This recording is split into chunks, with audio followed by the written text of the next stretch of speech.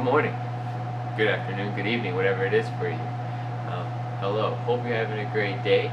Thank you for tuning into this video. Today's going to be basic mountain bike tips, general ideas of what bike to choose, where to ride, how to ride, just some basic tips to help you get going on the trail. I do have a list, so I will be checking my phone to just make sure I covered everything. First important thing is going to be bike choice. This is all truly going to depend on what your goals of riding are going to be, and where you plan on riding, how hard you're riding, everything along those lines. And that's going to be for the style of bike, price point of bike.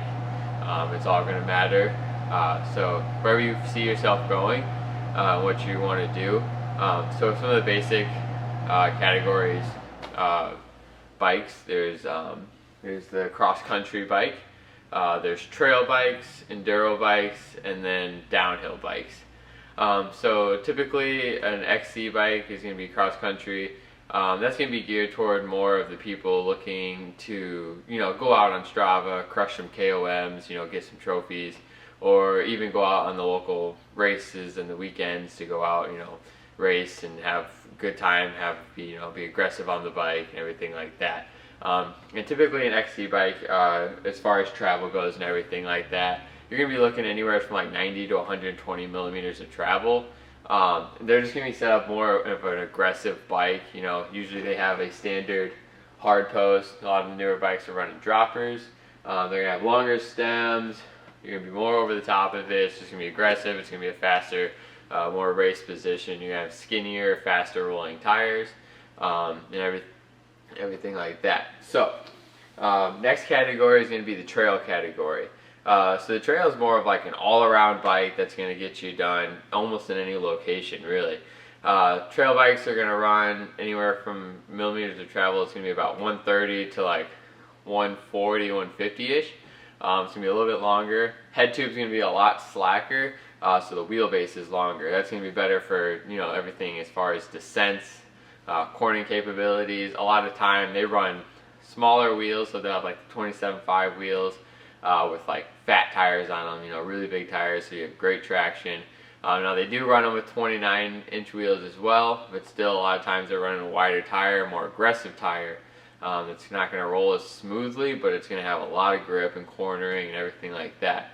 So the trail bike is going to be really your all-around bike that, and no matter where you go in the country, no matter what trail you're going to ride, you're really going to be comfortable on that. It's going to climb really well. It's not super long travel, so it's not going to climb great or anything. It's going to descend really well. It's just going to be your all-around, all-mountain type bike. It's going to do super well for you. The next category is going to be the enduro. So basically that's going to range anywhere from like 160 to like 180 millimeter travel. It's going to be a really slack head tube, a lot of travel. It's going to be incredible for downhills, super aggressive stuff out in the mountains, like if you're out west or anything like that. You're just riding shuttle laps almost. I mean, you can still climb on them. They climb pretty efficiently, I've heard as well. But they're not going to be, as nice or just forgiving as climbing on, like a trail bike or a cross-country bike. So it's going to be great downhill, not so much climbing, but it's still capable for climbing. And then you have your downhill bikes.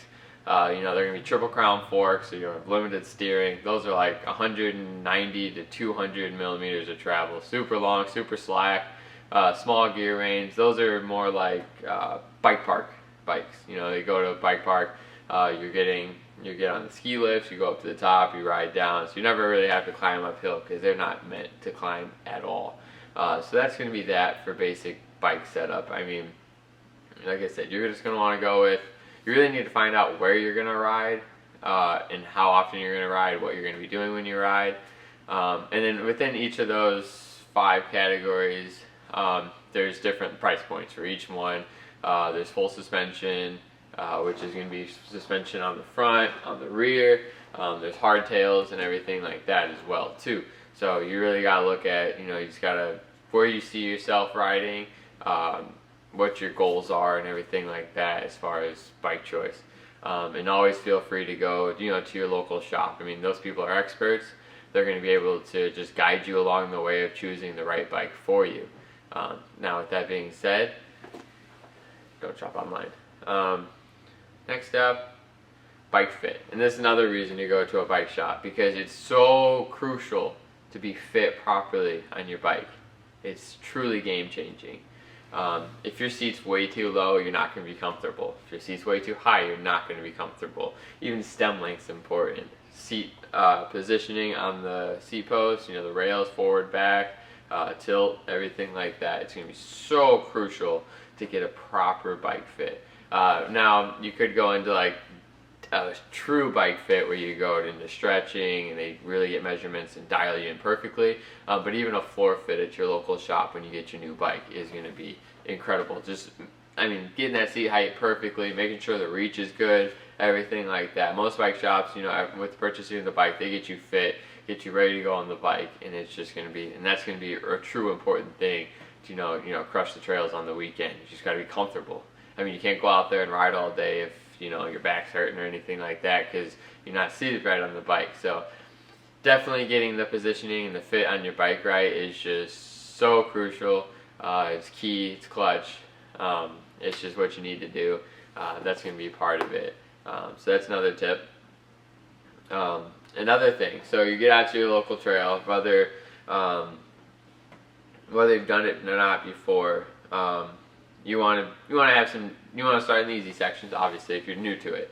A key thing to do is always watch the trail ahead of you. Don't get too caught up on looking straight down in front of your wheels so you're not hitting anything. You want to watch ahead of you so you know what's coming up, so you know when the corner's coming, when there's other obstacles coming, and then by the time it gets to you, you know what to do.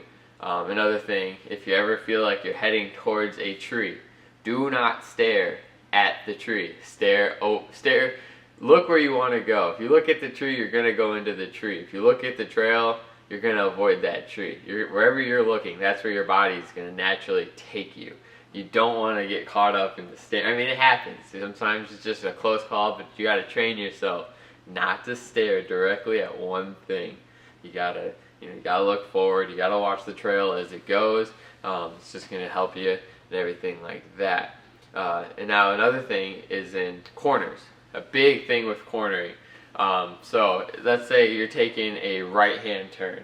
What you want to do with your feet is very important in the turns.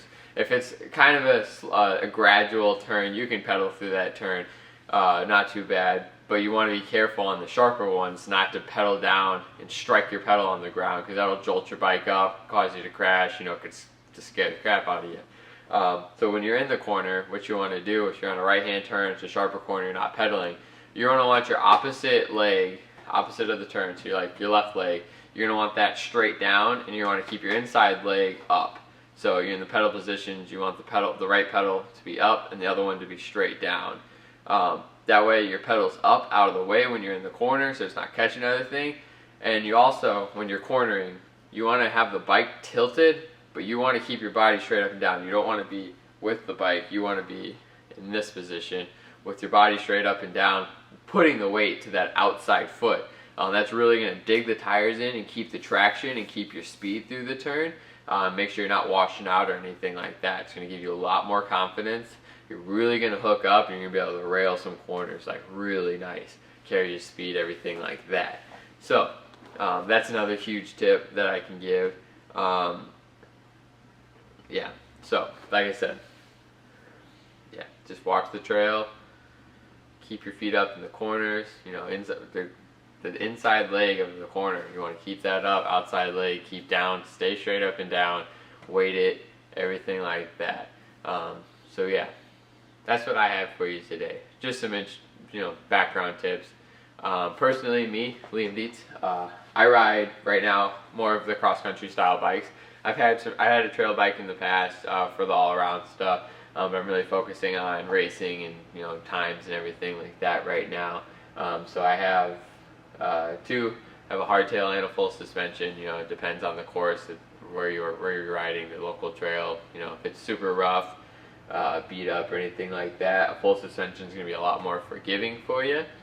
That rear shock takes a lot A hardtail, if it's really rough, you can kind of get beat up a little bit. But if it's a smoother, like you're riding 2-track or even some gravel patches and it's just smooth trail, a hardtail is going to be the way to go. It's going to be the fastest option. I mean, it's lighter.